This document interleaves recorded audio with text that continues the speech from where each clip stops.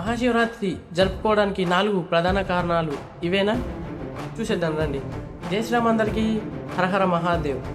మహాశివరాత్రి జరుపుకోవడానికి 4 ప్రధాన కారణాలు ఇవి అని చాలా మందికి తెలియకపోవచ్చు.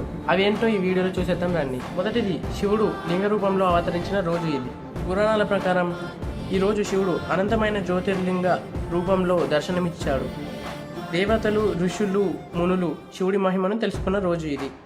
అందుకే శివరాత్రిని ఘనంగా పూజలతో జరుపుకుంటారు. రెండవది, శివుడు మరియు పార్వతీదేవిల కళ్యాణం జరిగిన రోజు. కొన్ని సాంప్రదాయాల ప్రకారం మహాశివరాత్రి రోజే శివుడు పార్వతీదేవిని వివాహం చేసుకున్నాడు. అందుకే శివరాత్రి రోజు కళ్యాణోత్సవం కూడా జరుపుకుంటారు. మూడవది, సముద్ర మదనం నుండి వచ్చిన హాలాహలాన్ని శివుడు గొంతులో నిలుపుకున్న రోజు.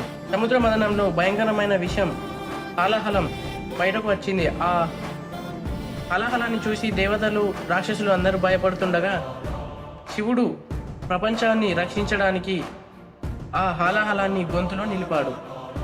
ఆ రాత్రంతా శివునికి ఏమీ కాకూడదు అని దేవతలు, ఋషులు, మునులు అందరూ జాగరణ చేశారు.